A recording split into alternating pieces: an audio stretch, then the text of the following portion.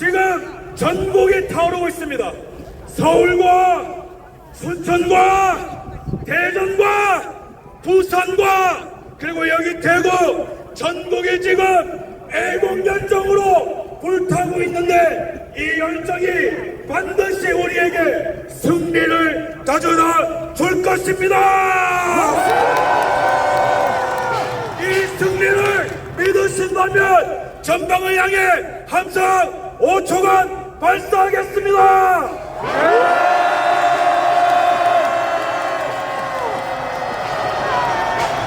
여러분, 제가 단언컨대 이 국민각성운동은 대한민국 역사상 가장 뜨겁고 가장 멋있고 누구도 이길 수 없고 누구도 꺾을 수 없는 대한민국 역사상 가장 멋진 애국 각성 국민운동으로 기억될 것입니다.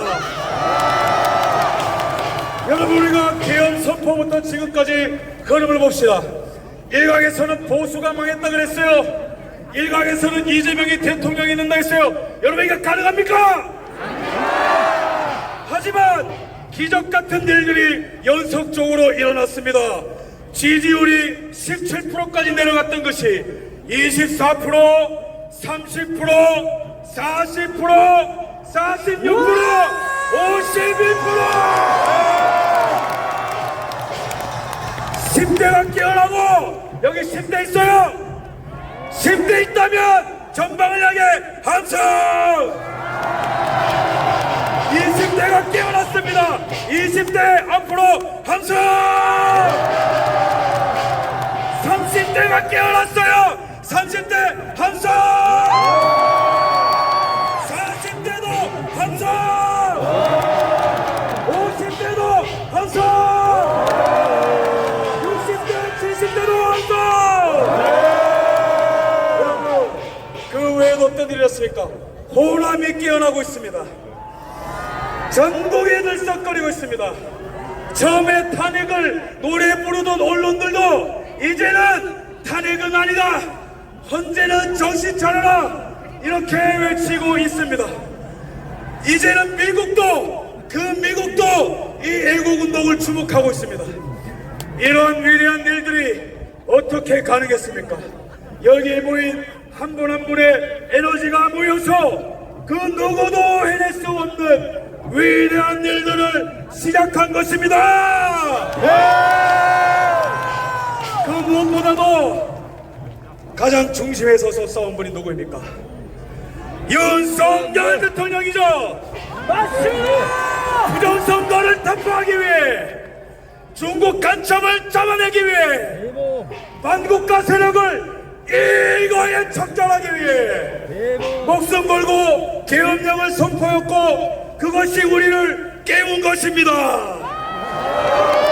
그런 의미에서 우리의 자유의 아이콘, 주권의 아이콘, 정의의 아이콘 윤석열 대통령을 연호를 할 것인데, 제가 윤석열 할 때마다 저와 동시에 외쳐주십시오. 알겠죠? 네. 윤석열! 윤석열! 윤석열! 윤석열! 윤석열! 윤석열!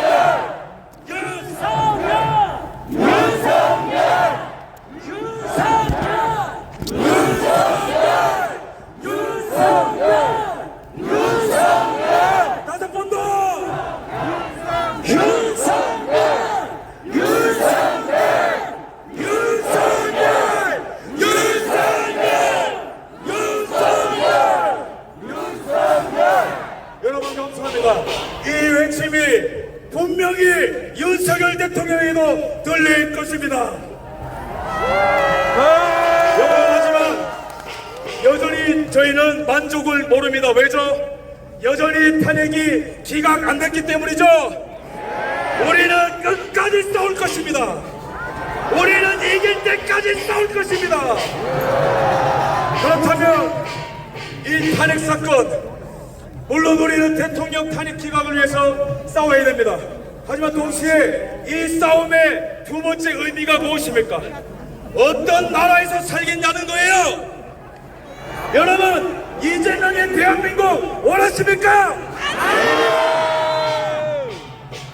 종결의 대한민국 원하십니까? 네! 여러분, 제가 현실 직시를 위해 팩트를 말씀드리겠습니다.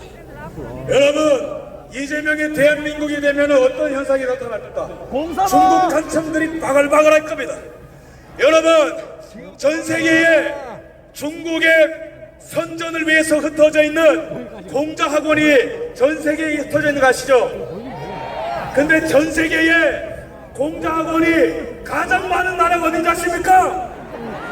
이 대한민국에 공자학원이 가장 많이 있습니다. 중국이 감히 이 멋진 나라 대한민국을 속국하기 위해서 이런 버러지 같은 행동을 하고 있는 거예요. 근데 민주당은 뭐 했습니까? 간첩을 때려잡아도 모자랄 시간에 간첩법 개정을 반대했습니다. 이거는요, 대한민국 국민을 향한 영적 행위인 것입니다. 1년에 우리 군사 기밀을 빼내기 위해서 중국이 몇 회나 해킹 시도하는지 아세요? 3,000건이다, 3,000건! 대한민국의 기업 기밀이 작년에 100건 가까이 유출됐는데 그 중에 75%가 중국으로 간다는 것입니다. 2018년부터 2022년까지 우리나라의 기업 기밀이 100건 가까이 또 중국에 유출됐어요. 이것뿐만입니까? 우리나라의 휴민트 네트워크가 중국 공산당에 모조리 넘어갔는데 간첩법으로 처벌도 못하는 나라예요. 왜 그렇습니까? 중국 공산당의 이중대인 민주당이 여정죄를 저지른 것입니다. 자, 외칩시다. 민주당을 해체하라입니다. 민주당은 해체하라! 민주당은 해체하라! 민주당은 해체하라! 이것뿐만입니까? 문재인이 빛천조 시대를 열었어요. 근데 이재명이 대통령이 되면은 이 나라는 베네수엘라처럼 될 겁니다. 1인당 25만원씩 버리고 빚이 2천조, 3천조가 되고 말이죠. 국방배수의 주적이라는 개념이 없어질 겁니다. 중국의 샤샤, 대만의 샤샤 이런 걸 하면서 대한민국을 거덜낼 사람이 이재명의 대한민국입니다. 요약하면은 우리는 이 싸움에서 무조건 이겨야 된다는 거예요. 만약에 그렇지 않으면 이 나라는 신종사회주의 독재국가로 전락하는 것입니다. 하지만 우리에게 희망이 있습니다. 왠지 아십니까? 이 반대편에 또 다른 대한민국은 윤석열 대통령이 이끄는 자유대한민국이 있기 때문에 그렇습니다. 윤석열 대통령 정권 안에 얼마나 많은 업적이 있었습니까? 대한민국 역사상 무역 규모 최대 실적을 기록한 것이 윤석열 대통령입니다. 대한민국 역사상 방산 수출 최대 규모 윤석열! 대한민국의 GDP 10조를 갉아먹고 1년간 일자리 17만 개를 없애는 민노총이 국가의 적인 거 아시죠? 윤석열 대통령 피 흘리면서까지 민노총과 싸워서 무려 조합원 숫자 22만 명 제거! 그 다음에 원전협력을 통해서 한미동맹 강화! 전 세계의 원전 수출! 요약하면 게다가 가장 중요한 게 뭐예요? 부정선거 척결을 위해 선관위를 뜯어고치겠다고 목숨 걸고 계엄령 선포! 그러면은 우리 앞에 놓인 것은 뭡니까? 좌나 우냐가 아니에요. 대한민국이냐 반대한민국입니다. 생존이냐 죽음이냐입니다. 하지만 우리가 옛날 같았으면은 힘들었겠죠. 그러나 여기 있는 왜 언론도 우리 편이 아니에요. 수사기관도 우리 편이 아니에요. 정당도 우리 편이 아니에요. 사법부도 탈락했어요. 하지만 우리에게 남은 가장 강력한 힘, 그것은 바로 여기 바로 모여있는 애국 시민 여러분이 있기 때문에 우리는 승리하게 될 것입니다. 승리를 원한다면 전방을 향해 함성 3초 발사!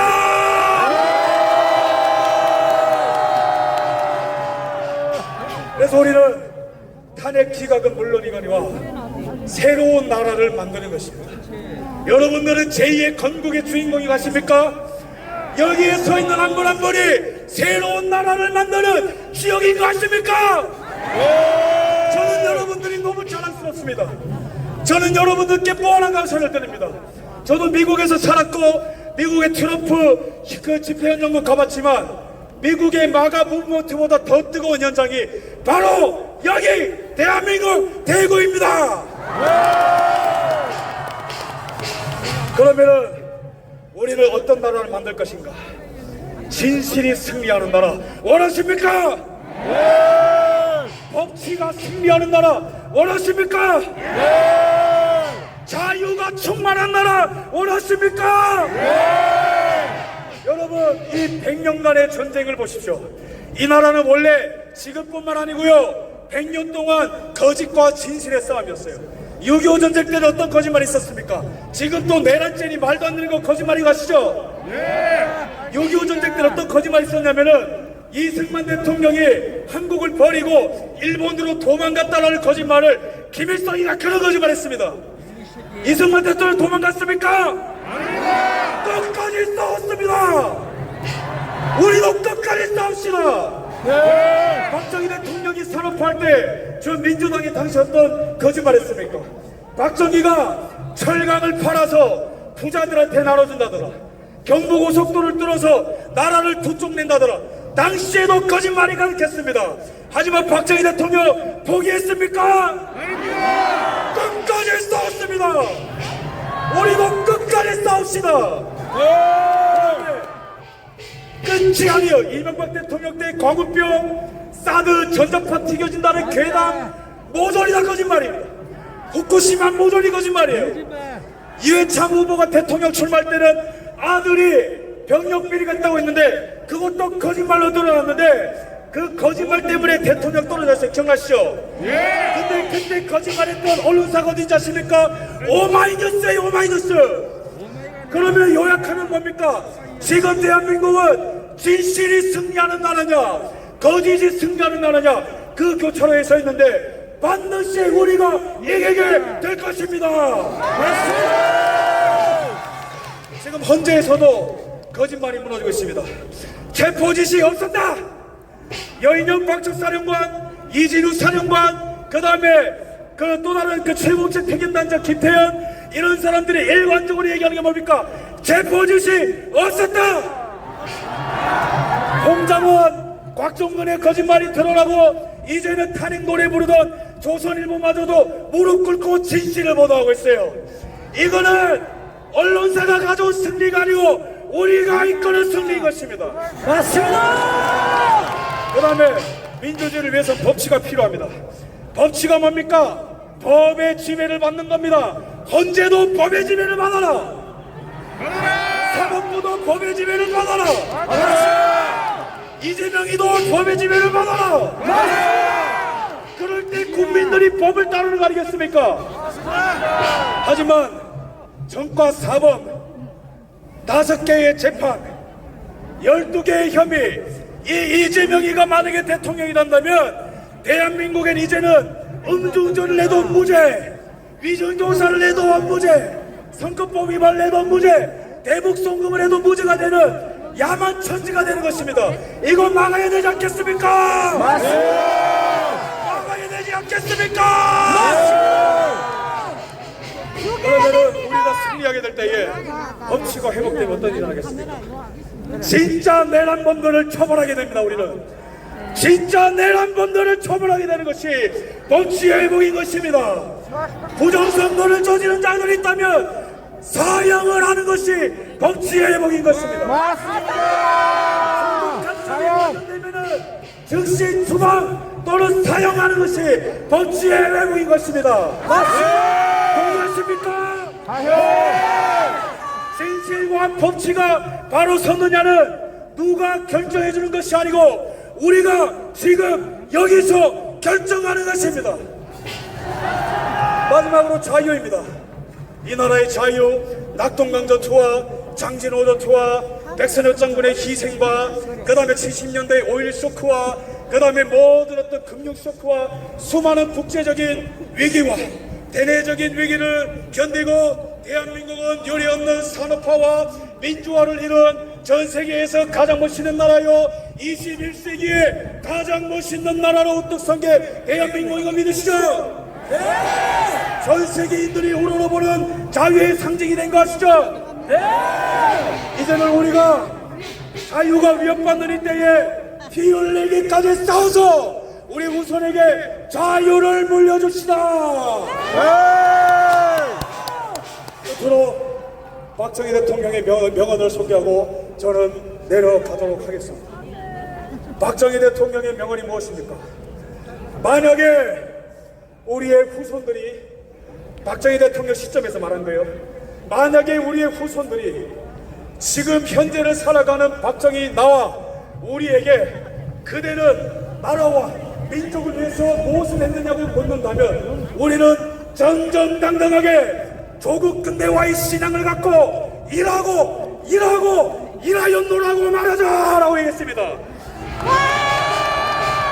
그것처럼 우리는 어떻게 얘기해야 됩니까? 만약에 저와 여기 있는 우리 여러분들에게 미래의 후손들이 선배님들은 이 나라 민족을 위해 무엇을 했습니까? 물어볼 때에 우리는 당당히 얘기합시다.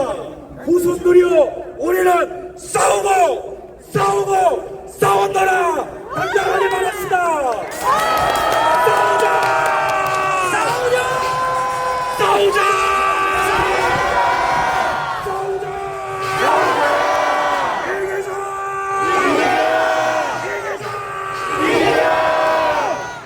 우리의 이 심상은 영원토록 대한민국의 메아리처럼 울려 퍼질 것입니다. 감사합니다.